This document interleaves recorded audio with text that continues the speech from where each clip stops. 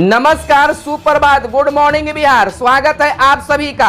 आप इस समय देख रहे हैं मगध संवाद। मैं आपके साथ हूं सुनील बॉबी।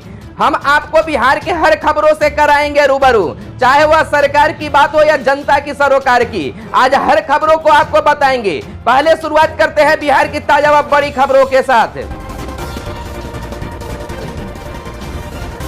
बिहार समाचार में बिहार की बड़ी खबरें। महीनों बाद बिहार में 1000 के नीचे पहुंचा कोरोना। बिहार में मिले 983 नए मरीज। बिहार में कोरोना संक्रमण की रफ्तार अब धीमी होती जा रही है। इसके बावजूद हर एक दिन हजारों की संख्या में कोरोना के मरीज मिल रहे हैं। बिहार स्वास्थ्य विभाग की ओर से जारी अपडेट के मुताबिक बिहार में 983 लोग कोरोना पॉजिटिव मिले हैं। इसके साथ ही राज्य में कोरोना संक्रमितों की संख्या बढ़कर 1,83,690 हो गई है।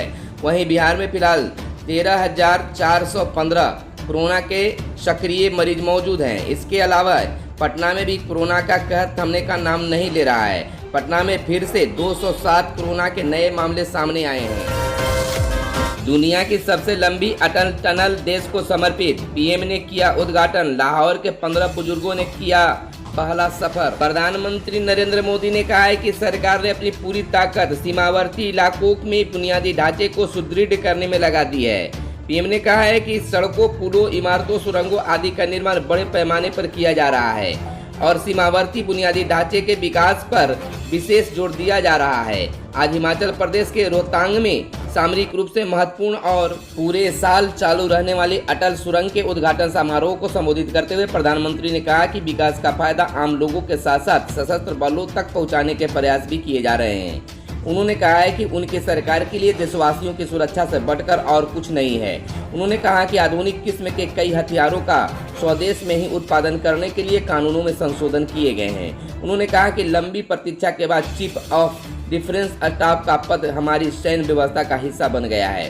प्रधानमंत्री ने कहा है कि देश की सशस्त्र सेनाओं की आवश्यकताओं के अनुसार रक्षा सामग्री की खरीद और उत्पादन के बीच बेहतर तालमेल किया जा रहा है।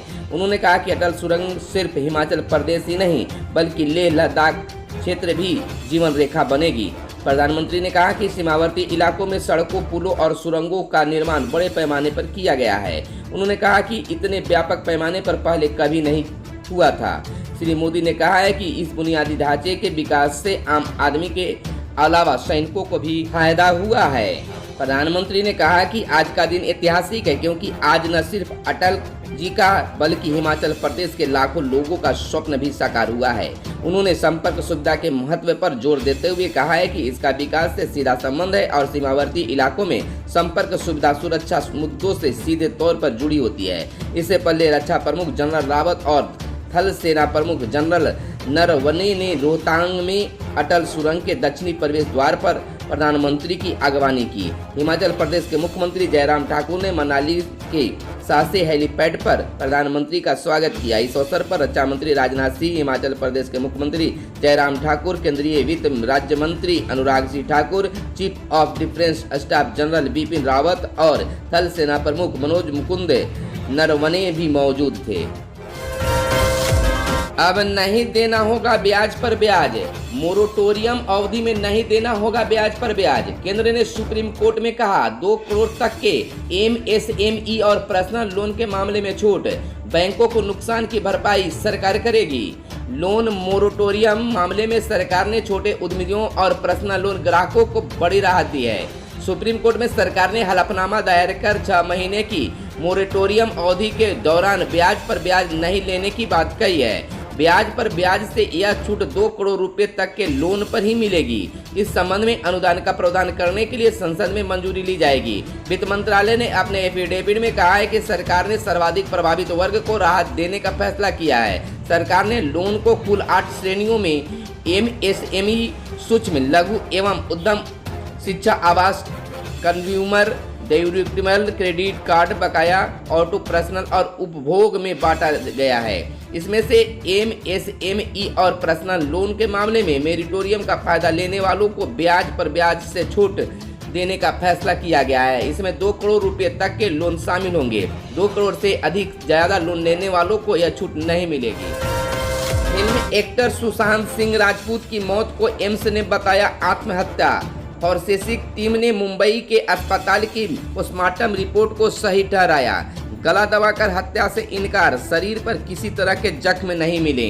फिल्म अभिनेता सुशांत सिंह राजपूत की मौत के मामले में अखिल भारतीय आयुर्विज्ञान संस्थान एम्स की फॉरेंसिक टीम ने सीबीआई केंद्रीय अन्वेषण ब्यूरो को अपनी अंतिम रिपोर्ट सौंप दी है।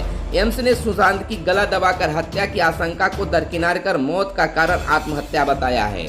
एम्स के फॉरेंसिक टीम विभाग के अध्यक्ष डॉक्टर सुधीर कुमार गुप्ता ने कहा है कि फॉरेंसिक टीम ने अपनी जांच पूरी कर ली है और यह आत्महत्या का मामला है। इस तरह एम्स ने मुंबई के अस्पताल की पोस्टमार्टम रिपोर्ट को सही ठहराया है। हालांकि फॉरेंसिक टीम इस मामले पर विस्तृत जानकारी देने को तैयार नहीं है। रिपोर्ट में कहा गया है कि पारिस्थितिक जन्य साक्ष्यों में सुशांत के शरीर पर किसी तरह के जख्म के निशान नहीं मिले।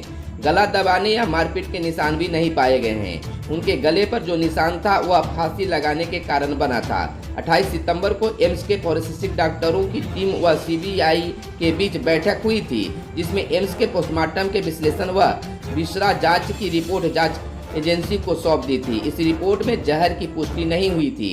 उस वक्त डॉक्टर सुधीर गुप्ता ने कहा था कि एम्स की फॉरेंसिक टीम ने व सीबीआई एक दूसरे की जांच के नतीजों से काफी हद तक सहमत हैं। रेलवे ने दी स्टेशनों पर खाने की बिक्री की अनुमति। त्योहारी मौसम में यात्रियों को बड़ी राहत देते हुए रेलवे ने स्टेशनों पर अपनी खानपान और विक्रय इकाइयों को तैयार खाने की बिक्री की अनुमति प्रदान कर दी है। लेकिन इस फूड प्लाजा, जन आहार, सेल किचन और रिफ्रेशमेंट रूम को अपने परिसर में खाना परोसने की अनुमति नहीं होगी। यहाँ से यात्री सिर्फ खाना पैक करा कर ले जा सकेंगे। इससे पहले इन इकाइयों को सिर्फ पैक किया हुआ खाना ही बेचने की अनुमति थी। भारतीय रेलवे खानपान एवं पर्यटन निगम ने 30 सितंबर को जारी आदेश में जोनों से कहा है कि ऐसी खानपान इकाइयां जो 30 सितंबर तक 10% लाइसेंस फीस पर सीमित विक्रय योग्य वस्तुओं के साथ संचालन में थी, उन्हें 20% लाइसेंस फीस के साथ 31 अक्टूबर तक पैक कराकर ले जाने के लिए तैयार खाना बेचने की अनुमति प्रदान की जा सकती थी। आदेश में स्पष्ट किया गया है कि उन्हें खाना परोसने की अनुमति नहीं होगी। स्नातक व शिक्षक निर्वाचन के लिए 7 उम्मीदवारों ने किए नामांकन। बिहार विधान परिषद के पटना स्नातक एवं शिक्षक निर्वाचन क्षेत्र के लिए 3 अक्टूबर को कुल 7 उम्मीदवारों ने नामांकन करवाया। पटना स्नातक निर्वाचन के लिए गोपालपुर संपतगंज से मुकेश कुमार, अथम लगोला से खलीमुद्दीन मंसूरी, बकौर इस्लामपुर निवासी सिकंदर, रामकृष्णा नगर निवासी रवि रंजन, हिसुआ नालंदा निवासी चंद्रशेखर प्रसाद गुप्ता ने नामांकन पत्र दाखिल किया है। वहीं पटना शिक्षक निर्वाचन क्षेत्र से अशोक कुमार यादव तथा पुनाईचक निवासी नवल किशोर यादव ने नामांकन पत्र दाखिल किया है। पुराने प्रवेश पत्र पर ही होगी लिखित परीक्षा। सिपाही भर्ती की स्थगित परीक्षा की नई तारीख चुनाव बाद घोषित होगी। केंद्रीय चयन परिषद सिपाही भर्ती की ओर से स्थगित परीक्षा के लिए पुराने प्रवेश पत्र के आधार पर ही परीक्षा में सम्मिलित होने की अनुमति दी जाएगी। परिषद की ओर से 14 अक्टूबर को स्थगित लिखित परीक्षा से संबंधित अभ्यर्थियों को अपने प्रवेश पत्र को सुरक्षित रखने के निर्देश दिए गए हैं। पीपीयू परीक्षा फॉर्म 12 तक भरे जाएंगे। पाटलिपुत्र विश्वविद्यालय पीपीयू के स्नातक पार्ट 1 व 2 तथा पीजी सेमेस्टर 1-2 के लिए परीक्षा फॉर्म भरने की तिथि बढ़ा दी गई है। छात्र अब 12 अक्टूबर तक फॉर्म भर सकते हैं। छात्रों को लगातार परीक्षा फॉर्म भरने में परेशानी हो रही थी। शनिवार को मीडिया से बताया गया कि इससे संबंधित विस्तृत खबर प्रकाशित हुई है। विश्वविद्यालय ने शनिवार को ही तिथि बढ़ाने के निर्णय लिया गया है। इस संबंध में नोटिफिकेशन जारी कर दिया गया है। आधार के जरिए ऑनलाइन होगा डीएल और आरसी का रिन्यूअल। डीएल और आरसी का रिन्यूअल अगले वर्ष से आधार पहचान के अनुसार ऑनलाइन भी होगा। बीते अगस्त में केंद्रीय राजमार्ग व परिवहन मंत्रालय ने आईटी मंत्रालय से आधार पहचान के आधार पर सभी भारतीय नागरिकों को डीएल और आरसी के रिन्यूअल की सुविधा देने का आग्रह किया था। आईटी मंत्रालय के एक अद्यतन अधिसूचना के अनुसार अब ऐसी व्यवस्था कर ली गई है कि अपने आधार नंबर के आधार पर लोग लर्नर लाइसेंस, डीएल और वाहनों का आरसी और उसके पता में बदलाव कर सकेंगे। हालांकि जिला परिवहन कार्यालय के एक अधिकारी ने बताया है कि यह सुविधा मिलने में अभी थोड़ा समय लगेगा, क्योंकि ऐसी सुविधा शुरू करने के लिए सभी डीएल या आरसी धारकों को अपना आधार नंबर अपने लाइसेंस के साथ लिंक कराना होगा। इससे कम से कम 4-5 महीने लगेंगे। ऐसे में अगले वर्ष से ही यह सुविधा लोगों को मिल पाएगी। बीएड में नामांकन के लिए काउंसलिंग 7 से। राज्य के बीएड कॉलेजों में नामांकन के लिए प्रवेश परीक्षा का परिणाम आने के बाद आगे की कवायद आरंभ हो गई है। अब 7 से 14 अक्टूबर तक छात्र नामांकन के लिए होने वाली काउंसलिंग के लिए रजिस्ट्रेशन करा सकेंगे। परीक्षा के नोडल पदाधिकारी प्रोफेसर अजीत कुमार सिंह ने बताया कि काउंसलिंग के लिए 7 अक्टूबर से रजिस्ट्रेशन प्रक्रिया आरंभ होगी। छात्र अपनी इच्छा के अनुसार कॉलेजों का चयन कर काउंसलिंग करा सकते हैं। बिहार के सरकारी और प्राइवेट कॉलेजों में नामांकन के लिए आयोजित बीएड संयुक्त प्रवेश परीक्षा सीईटी का परिणाम गुरुवार को जारी किया गया था। इसमें 91,415 प्रतिभागी सफल घोषित किए गए हैं। नामांकन के लिए प्रवेश परीक्षा 22 सितंबर को आयोजित हुई थी।